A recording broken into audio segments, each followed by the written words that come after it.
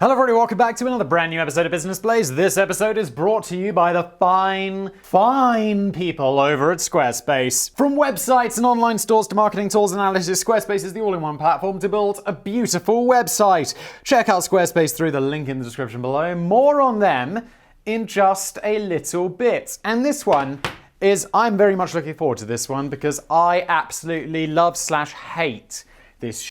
It's weird science, the wildest pseudoscience claims. I just love it. Like, there's nothing more that I enjoy doing than like ripping into some fake, scammy, magical coin bracelet with a hologram on their invention that doesn't do anything, or a USB stick that protects you from 5G COVID. I love all over this stuff because it is just people making a product that doesn't work to extract money from poor, stupid people. And I hate those pricks. So, let us get on with it. What happens here is Sam does the thing afterwards. Sam definitely doesn't write shit. Danny writes me a script, I will read the script, and Sam will sprinkle in some fine vintage memes. Let's do this. Also, R.I.P. James Randi. Legend. I've been considering writing a self-help book called The Young Entrepreneur's Guide to Becoming a Successful Pseudoscientist. Well, like, pseudoscience is a bit like, you know, drug dealing. It's like playing life with the cheat codes on. Of course, you're a bit of a piece of shit, and, you know, in the case of drug dealing, you are a criminal. But it is like, you know, Pablo Escobar. Well, I was talking about this the other day. He got like a wealth of like $30 billion or something insane. You're like, holy shit, that guy's a successful drug dealer. And you're like, yeah, but Elon Musk is worth like 200 billion. So he's almost 10 times more successful than Pablo Escobar. And it's also, he wasn't playing with the cheat codes on. He didn't do like drug dealing. And he didn't kill anyone. And he just made electric cars and spaceships. Who is the true legend there? I'd like to think I'd be exploring a largely untapped market with this one. No, you wouldn't be, Danny. People have been pushing pseudoscience forever. We've done videos, countless videos about this. After all, there are tons of reference books out there which help you learn about real science, but that all just sounds like a right pain in the arse to me. You have to go to all that bother of testing your hypothesis, analysing your results, and getting them reviewed by your peers, until you reach a point where the conclusions are either dismissed, revised, or accepted as scientific fact. No one's got time for any of that. I fully agree. Like, I mean, with pseudoscience, you could just be like, yeah, it's a magical hologram. How does it work?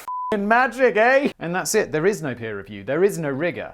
Because, I mean, that's just too much hard work, and it's expensive. In contrast, pseudoscience seems to be a thankfully simplified field in which you can put forward your beliefs in any old shit without the need to present any genuine scientific evidence to support the credibility of your claims. That's more like it. We're slashing all that bureaucratic red tape with this model, but I suppose a slight snag with my book idea is that nobody would ever buy a copy in a million years, because a pseudoscientist is one of those rare breeds of titles or descriptions which you're never likely to use yourself. It's just something you get called by other people. I don't know, I'd like a business card that says Simon Whistler, pseudoscientist. That'd be kind of funny. I have had my fair range. There was have I told this story before? When I was a student, I'd drive home to see my parents or whatever, and there was this like services. Do Americans, do you call it services? It's like the place that's like a big gas station, and there might be a McDonald's there and stuff, and there was a business card printing machine, and I'd always put, I think it was about £3, so I put my £3 in there. I didn't have a job, I was a student. I mean, I didn't have a job that I put on a business card, so I'd just put random titles. Like, I had hero/legend, I just had regular legend, I had professional party guest, all sorts of stuff. It was great. What are we talking about? What is going on? No pseudoscientist in their right mind, and there's a possible oxymoron right there, is likely to self-identify with such a derogatory term, the very definition of which is false science. It's like Tobias Funke from Arrested Development. Yeah, no, I'm combining analysis and therapy. It's analrapist. And it's spelled anal rapist. Arrested Development. Mwah! In that sense, it's about on the same level as cult leader, terrorist, conspiracy theorist, and pyramid scheme director. Pseudoscience has arguably been around since the days of the ancient world, with the introduction of concepts such as astrology and acupuncture. But the term wasn't coined until the 19th century, which witnessed a flurry of new activity and exciting new breakthroughs in the fields of phrenology, homeopathy, and spiritualism. Please stop with these. The homeopathy is particularly dry, at least with phrenology. No one really is around being like, yeah, that actually works. Phrenology is a real thing. I mean, there's probably like 4 people, and they're in the comments right now getting all butthurt. But I think like the vast majority of the population, even the dumb people, know that phrenology is not a thing. Whereas homeopathy, people are still like, yeah. It's just an alternate medicine. It's an alternative to medicine. And it's like, yeah, it's an alternative to medicine. Like, not eating is an alternative to eating.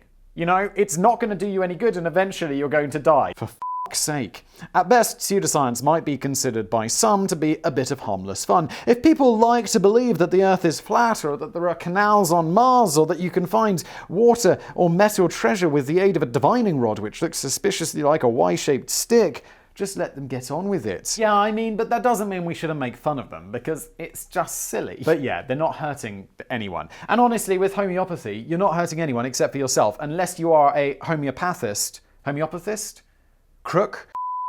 Well, then you're definitely hurting other people because you're preventing them from getting actual medicine. Unless they have an untreatable disease, in which case maybe you're making them feel better. And not like in an actual medical way, just in a brain way. If we were being more critical, we might suggest that pseudoscience is a way for unscrupulous souls to purposefully mislead and fleece money from gullible fools who should know better. If we're being a bit more critical, Danny, this is exactly what it is. At worst, pseudoscience can be downright dangerous when it diverts patients away from seeking effective treatment that might genuinely improve their health and encourages them to just wear magic healing crystals instead. You fucking stop it! Wasn't it? Was Steve Jobs died of pancreatic cancer, right? Which is a horrible disease, and I think weren't there like 12 types of pancreatic cancer? And he just happened to have the one rarest type that is survivable. All of the others, you're fucked. And it's like, he had that one that was survivable. He was like, no, I'm going to try a plant-based diet first. And it's like, Steve, no! And then he later regretted having a plant-based diet and, instead of having medical treatments because it killed him later.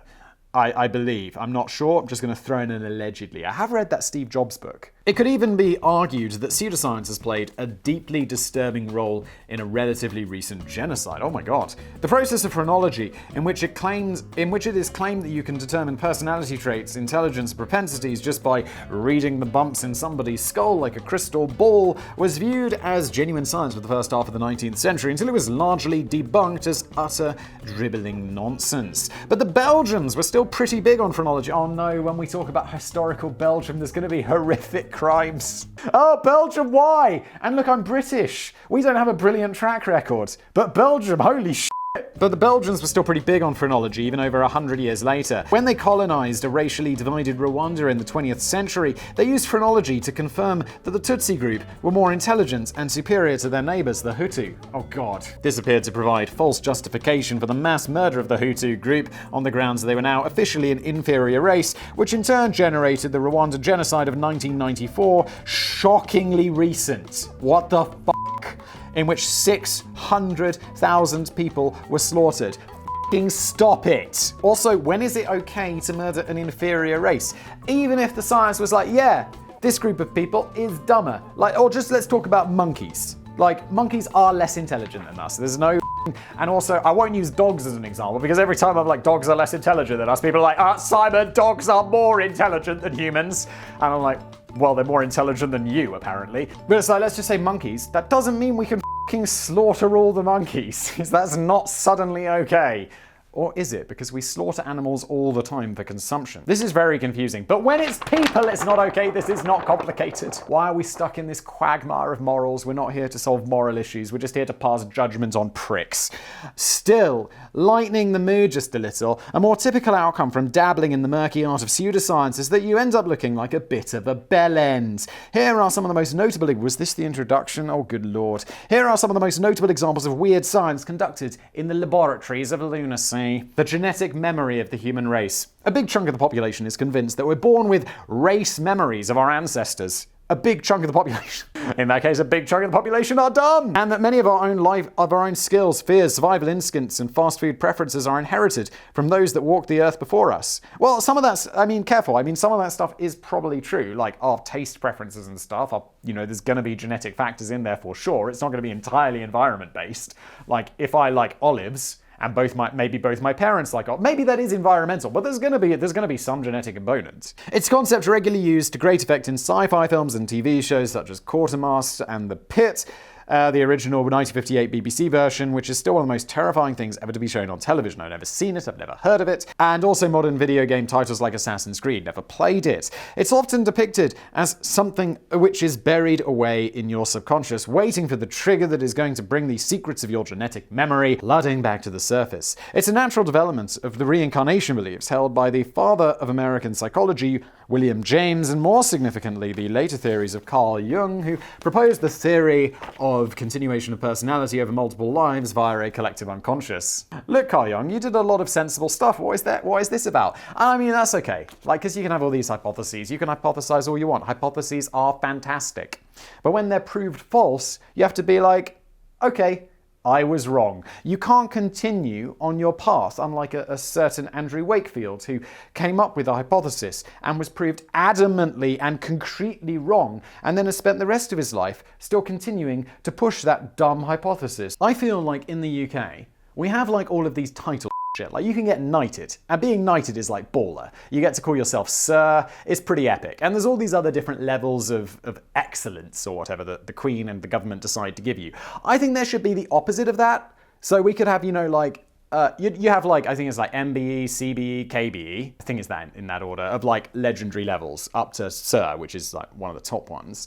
But we should have it on the other side as well. Like, you could have Dick, Bellend, absolute knob prick. And that is where we could have absolute knob prick Wakefield. Allegedly. It would be quite cool if it was actually true. Imagine how much time each new generation would save if we didn't have to bother learning the same old shit every day at school because our dead relatives had already done it for us. And maybe I could prove that the reason I kept failing my driving test is because my ancestors had a deep-rooted fear of traffic lights. I don't want to discount this entirely because maybe, hand-eye coordination could definitely have a genetic factor, and then if your parents have weak hand-eye coordination, maybe they pass it on to you, and that makes you struggle to pass your driving test. Obviously, the knowledge of it, because like your grandma or whatever was involved in a horrible stagecoach accident or whatever, and then now you can't pass your driving test because you're afraid of driving, that's absolutely nothing to do with it, unless she has regaled you with the story of said stagecoach accident. But no, I don't even know what a stagecoach is. I just imagine it's a really old-timey sort of bus or something? I don't know. I don't know why I chose that word. Anyway, it's not a theory that can be dismissed entirely out of hand. Okay. You're fired! Back in the 1960s, weirdo biologist James V. Donnell published the results of a controversial experiment which attempted to prove that if a worm was forced to eat the mashed up remains of his buddies, it would pick up all the learning processes and memories of the dead worms. Dude, you're not going to be able to prove that at all in any way whatsoever. That is dumb. Why would you even think that? To be honest, this one turned out to be the subject of mockery. And McDonnell never followed up on his promise to deliver new memory pills and memory injections for the human race, which is kind of a relief. I said, dread to think what he'll be putting inside them. Yeah, he's grinding up smart people. Oh, James? But since then, there have been more credible experiments in the relatively fresh field of epigenetics, which is the study of heritable phenotype changes which fall outside of the DNA sequence. And most notably, a 2013 study conducted at Emory University of Medicine in Atlanta, Georgia, concluded that mice can be trained to fear a specific smell purely from the memories of their parents. It sounded like a pretty horrible experiment. A group of unlucky mice were given a nasty electric shock every time they came across the smell of cherry blossom. Their offspring was later found to be extremely sensitive to the smell of cherry blossom and would actively avoid going anywhere near it, even though they'd never experienced it before in their lives. The study seemed to suggest that it was possible for mice to pass down this fear through the generations. But it's a hugely complicated area. Shocking. I mean, epigenetics. It sounds simple, doesn't it? And there is certainly no evidence that humans come packaged with a handy genetic memory. Without wanting to get too technical and turn this brief section into a deep analysis of the biology of the human brain and the study of reproduction, our personal memories are stored in neuronal, I know how to pronounce that word, connections and synapses, or synapses, which don't get transferred to the DNA of germ cells, the stuff that we actually inherit from our parents. There are certain fundamental things that are kind of hardwired into DNA. That's how most creatures know instinctively how to eat or swim or procreate. How a horse knows how to walk very shortly after birth, and how a blind baby knows how to smile. But personal memories are far more fluid and dynamic and complicated and, well, personal. They don't seem designed for copy and paste, and they don't attempt to make the journey to the sperm and the eggs. It would be like trying to accurately convey the nuances of an old childhood dream using the medium of fuzzy felt. That's not to say that real science may prove otherwise one day, as the whole subject of memory is still a very foggy area. But until then, it can only be dismissed as pseudoscience, and anyone who remains utterly convinced that humans possess genetic memory can be forgiven, as they probably just inherited the whole silly idea from their dozy grandparents. You don't need to inherit this from your grandparents. You can inherit it from my link below. Wow, that is a weak transition. This video, of course, is brought to you by the legends over at Squarespace. I mean, look at this. Look at this. I got a new read for 2021. I've made a few websites with Squarespace. I've made one for my Mega Projects channel. I made one for myself. I actually made one for my darling wife, who is a graphic designer. I made her a website using Squarespace because she had one before on another, I think it says don't name competitors, but there's a very big platform that you can use to make websites. And I mean, it says it's simple to use, but it's not, and it's really complicated. None of that with Squarespace. I actually made her a new website, which looks better, much better than her old website, and I made it in an afternoon. I think there's actually some things I do have to say. I can't just tell stories of my using Squarespace because, I don't know, that's not marketing, that's just stories. People are more than ever getting creative with their time, that's true. And the world is yours with Squarespace. It's the perfect tool to help you fashion a website into whatever you like. It's the platform to use when you're ready to get started on a new project. I mean, maybe you want to go in quick. You could just, they got some awesome templates. Yeah, for my wife's site, for my site, for the Mega Project site. Obviously, I just looked at the templates. There were a whole bunch of them. And I was like, yeah, that one, and that one. It's super easy. Then you just add your logo in the top left or text, and then you add some pages. It's insanely easy. There's lots of customization options as well. So it's not like you have to keep it like the template looks. I do, because I'm lazy. But you can customize it, change the colors, move everything around. It's very flexible. But also, what is it? There's no updates, there's no patches, there's no technical nonsense. Email campaigns, yes. Patronage portals, yes. Social integrations, hell yes! Analytics, commercial options, 24/7 customer support. You'd be like, help! I don't know how to click. It's so easy to use. I don't know what I would have struggled with. Oh, I had an old domain. Like, I didn't buy my domain through Squarespace because I bought it years ago and I had to link it across. And it was a little bit confusing. Not Squarespace's fault. The person I bought, the company that I bought the web address off like years ago was a bit like, it didn't match up perfectly. So I just reached out to support, and they're like, boom, this is what you do. And I'm like, thank you, done. Okay, whatever. Look, you can just go to squarespace.com/blaze. You get 10% off your first purchase of a website or a domain like a legend. And let's get back to it. Behind the times. Ever since the curious folk of the ancient world decided that reading a person's palm can foretell their futures, people have been determined to seek new and increasingly ludicrous ways to read a person's body. The subsequent practice of physiognomy, who cares, it's fake, in which a person's character traits or personality can allegedly be accurately summarized by examining elements of their physical appearance, such as the face, has been around for thousands of years, and Aristotle was an early advocate of the art. Well, that makes sense. In a way, you'd be like, I've examined that your breath smells like cigarettes, you're a smoker, you're addicted to nicotine. Ah, I've noticed from your hands that you bite your fingernails. Are you anxious? So, big brain. And it was surely only a matter of time before somebody decided that arse reading was the next logical progressive step. What? Bizarrely, that someone was none other than Jackie Stallone. Oh no. The late mother of Hollywood legend Sylvester Stallone. Sly, what is your mum up to? Jackie already had a bit of form with pseudoscience, as she got deeply into astrology for a while and published a best-selling guidebook on the topic in 1989, but I'm not sure the world was quite ready for the science of Rumpology. Please tell me that's not what she called it. Jackie claims that the method of divination actually had a long history and was regularly practiced in ancient Babylon, Greece, India, and Rome. And it would be quite understandable back in those days before the invention of TV and films and the internet and Raid Shadow Legends. The poor lambs had to make up their own entertainment. Yeah, you don't, although honestly I'd just rather examine butts. It's like, oh yeah, I can tell that you have a something with a something. You got that mole on your, yeah. I'm gonna play Raid Shadow Legends because Raid Shadow Legends. They're still gonna email me for sponsorship even though I've shit on them all the time. Jackie's rediscovery of this ancient art led to the birth of a new industry as several other rumpologists set up stalls around the US and the UK, quite often showing off their skills on daytime TV shows with a big gap to plug. I know what image Sam is going to insert right there. The cheeky science behind the ancient art of arse reading involves the deep examination and prodding of the lines, dimples, folds, warts, spots, pimples, and crevices of the posterior crevices in your butt. Apparently, the left cheek provides a window to the past, and the right cheek delivers a valuable insight into the future. Oh my god, this is such a crock of shit. Whilst the crack represents the division of the two hemispheres of the brain.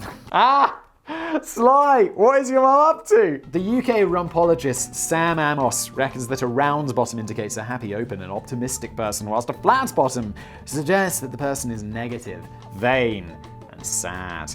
And it doesn't just apply to humans. Oh no! Jackie Stallone has publicly claimed that she successfully predicted the results of the US presidential election and the Oscar Awards in the year 2000 just by reading the butts of her two pet Doberman pinchers. Jesus, you're smoking crack, Jackie, allegedly. I was quite disappointed to learn that Jackie's Rumpology website didn't include an invitation to have your arse fortune read in person.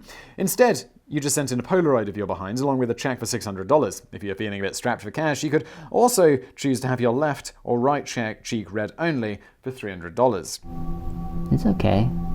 You can look at my butt. Probably best to plump for the right cheek under those circumstances. You don't need to know where you have been. It's far more useful to know where you're going. Celebrity names to have gotten on board with the concept of rumpology. Oh, God. Who's it going to be? Let's list a list of dumb people, allegedly. Barbara Streisand. The Beckhams. Well, they certainly qualify, allegedly. Kim Kardashian, Robbie Williams, Katie Price, and unsurprisingly, Sylvester Stallone. What the fuck are you doing? But Jackie, who recently died in September 2020 at the age of 98, may have been telling porkies about the origins of rumpology, as there is no evidence at all to back up the suggestion that dates back to ancient times. You begin to suspect that she might have made the whole thing up, and that's why rumpology isn't quite all that it's cracked up to be. Ba-da-bum-bum. Ear candling. Oh, this is a famous one, isn't it? Danny, this is so long. Good lord. I'm sure there are perfectly good reasons why someone would choose to stick a candle in their ear and set fire to it. Not any old candle, of course. The idea is that you pay a visit to your nearest ear candling practitioner or spend a few dollars on acquiring your own special ear candles. They're usually hollow fabric cones around 10 inches long, which are drenched in paraffin wax, beeswax, or soy wax. You lie on your side, you place the pointed end of the candle in your ear, and then some kind soul will light the other end for you. You should leave it burning for around 15 minutes in each ear. Oh, but don't forget to cut a hole in the paper plate at first to stick the candle through it, as this should help avoid the minor risk of hot wax and ash splashing onto your cheeks. Apparently, the burning candle is meant to create a kind of low-level suction force which pulls wax and debris from the ear canal, so it's a bit like having an oral clear-out. I know this is bullshit. I think I've talked about this before. It kind of sounds like half believable. You're like, I mean, which is the kind of trick with most pseudoscience. It's like, yeah, it does sound half believable until you actually look into it and realize that it's entirely fake. Danny, I hope we don't have chiropractors in here because they are very, very allegedly litigious. And I definitely have opinions on them that I wouldn't share because I don't want to get absolutely sued the out of. Allegedly, in my opinion, so I've heard. I studied chiropractic for 3 years in Guadalajara. And fans of the practice reckon that all the passages in your head are connected, so clearing out your log holes makes for a clearer head and clearer thinking. Ear candling can also help eliminate problems with ringing in your ears, sinus problems, and vertigo. The FDA reports that some companies in the past have also claimed that it can purify the blood and cure cancer. Please. And if you're not yet convinced, it's worth noting that after the procedure is finished, you can split open the candle and see for yourself all the wax and debris and nasty gooey stuff and that's been sucked out of your ear. Who could dare to argue with the evidence from your own ears? Some claim that the practice dates back to ancient times, while others reckon that the birthplace of ear candling was none other than the mystical city of Atlantis. Oh god, we're just adding on to the fakery, aren't we? I find them very doubtful, as everyone knows the people of Atlantis were more into reading arse fortunes. Certain companies make the rather more specific and less mythical claim that ear candling is an old tradition we picked up from the Native American tribe, the Hopi.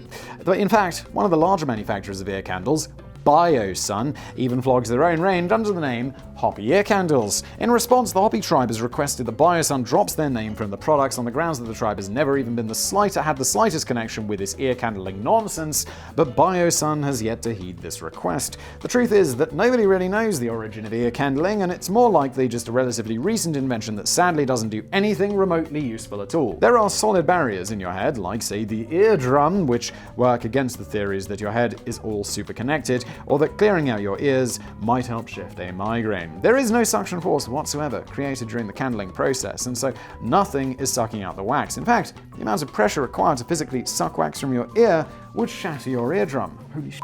All that wax and debris and gooey stuff and found inside the candle afterwards is actually from the candle itself, not your ear. Shocking. In reality, ear candling is an incredibly dangerous procedure which has resulted in melted faces, punctured eardrums, and loss of hearing.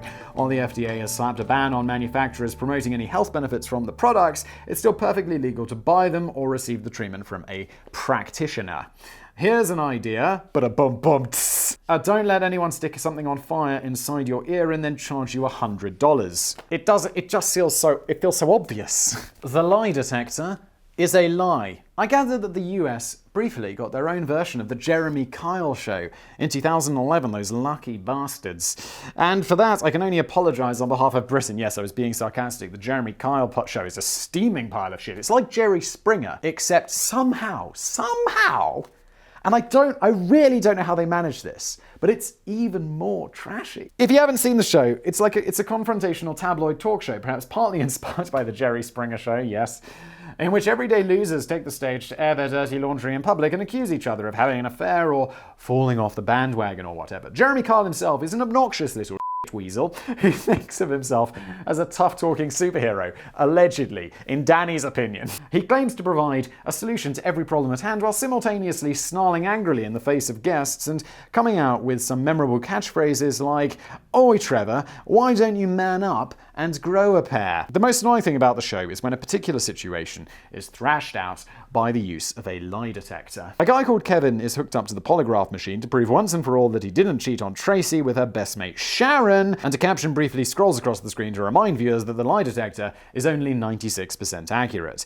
This is itself a lie, as a more credible study from 1997 concluded that a polygraph is 61% accurate, or not much better than chance. So it's 11%. It's absurd. But it's all academic anyway, as Jeremy Carr then goes on to behave as if the conclusions from the polygraph are the gospel truth. If Kevin passes the test, the host will congratulate him for telling the truth and encourage the studio audience to give him a round of applause. If Kevin fails the test, Jeremy will publicly condemn him as a dirty little liar, and will usually wrap up the segment by yelling in his face, "Oi Kevin, why don't you man up and grow a pair? Jeremy Kyle." Unbelievably, this passed as acceptable weekday entertainment for 17 years before the plug was pulled in 2019, and we'll come back to that in just a moment. But it's all William Moulton Marston's fault, really. The psychologist first invented the polygraph machine in 1921, and William would curiously also go on to create the superhero comic Wonder Woman in 1941. No way. That is rad. That's two very peculiar things to have on your CV. I wonder which one he'd like to bring up when first idly chatting in a bar with strangers. The design hasn't really changed much over the course of a century. The polygraph machine is a physiological recorder which assesses your heart rate, blood pressure, respiration, and skin conductivity. Of course, there's a lot more to it than just plugging in the machine and switching it on. Polygraph examinations usually involve an exhaustive pre-test phase, as well as simulation tests and the preparation of a mixture of challenge and control questions and relevant questions to ascertain the reaction of the accused. So, a typical control question might be, have you ever screwed over one of your mates? Whilst a relevant question might be, did you bludgeon your wife to death with an axe last Monday afternoon? Wait, wouldn't a control question be like, are your eyes green? Yes. And then you get a baseline reading rather than have you ever screwed over one of your mates? But the truth of the matter is that there aren't really any unique physiological signs of deception, and most psychologists would concur that lie detectors can't accurately detect lies. Oh no! So that was a fucking lie. Shocking. I mean, 61% accuracy is not good. What William Moulton Marston invented back in 1921 was more of a fear detector that measures the anxiety and stress levels of the participant, but it's perfectly plausible for an anxious, innocent person to fail the test and a more confident, guilty person to pass the test. One of the most notorious cases of lie detectors gone bad involved the Green River Killer known as Gary Ridgway, who murdered a total of 49 women over 2 decades. By the way, I've got a podcast called The Casual Criminalist, where we talk about stuff like that. It's a little bit like Business Plays. It's laid back. I have a script. I read it. It's a thing. There's probably a link. No, there's a link to Squarespace below because this episode's sponsored. But if you just search for The Casual Criminalist in podcasts or YouTube, you'll find it. Subscribe like a good legend. Anyway, Gary Ridgway murdered 49 women. He passed a polygraph test in 1984, while another completely innocent suspect failed. The innocent party was thankfully found not guilty in court, but it meant that Gary Ridgway evaded justice for another 20 years until he confessed in 2003, during which time he had murdered 7 of those women. The good news is that although polygraph machines have seen limited use in the US, Canada, Israel, and Japan, they're now very rarely used in criminal trials and appeared instead to just find a new lease of life on UK daytime TV shows. But it's quite baffling to consider that as recently as the 1980s, private employers in the US were legally entitled to force millions of employees and job candidates into taking a polygraph to determine whether they should be allowed to keep their job or be hired for a new position. This is so wrong. There's no science. It's pseudoscience. Stop it. The FBI, CIA, and other US law enforcement and federal government agencies still use polygraph tests today during interrogations and employee screenings, which is bonkers when we already know that they don't bloody work. They'd be better off just asking participants to drop their trousers so that an arse reading can be performed. Now that I've considered it, if I were William Moulton Marston, I'd probably try and bang on in public about that Wonder Woman thing instead. Yeah, same. Still, spare a thought. For the Jeremy Kyle show, do we have to, Danny? Do we have to? It's such a piece of shit, allegedly. During one of the very last episodes to be recorded, which was understandably never transmitted, a 63-year-old man called Steve Diamond appeared on the show to prove that he wasn't being unfaithful to his partner. After failing the lie detector test, Jeremy Kyle did his usual trick of snarling into the guest's face and declaring him to be a serial liar. Why would he go on the show to prove it if he was guilty? Just a week later, an utterly distraught Steve Diamond committed suicide. Oh, that got dark real fast. I didn't know this. But I'm glad the Jeremy Kyle show got cancelled. Did we have to do it after this, though? It should have been cancelled after episode 1. It should have been cancelled in pre-production. The show was swiftly axed and a parliamentary inquiry into the dangers of reality TV was launched, but Jeremy Kyle himself declined an invitation to appear before the committee of MPs and face a public grilling. Yeah, I've said this before, but like parliamentary inquiries, why the would you show up? You're not legally obliged to. They're just going to dick on you and just say that you're a piece of horrible person, and maybe you are. But why do that to yourself? Fuck that. At which point, the people of the UK screamed in unison at the television sets, "Oh, Jeremy, why don't you man up and grow a pair?" No one wants to submit to a beating for no reason if they don't have to, honestly. But yeah, doesn't change my opinion of Jeremy Kyle. This has been an episode of Business Plays brought to you by the fantastic people over at Squarespace. If you'd like to get some Squarespace in your life, which you should, there is a link below. Also, if you'd like to pick up the OGBB Business Plays shirt, this is limited edition. It will not be on sale forever. Purchasethemerch.co, beardblaze.com if you'd like some fine beard oils, and thank you for watching.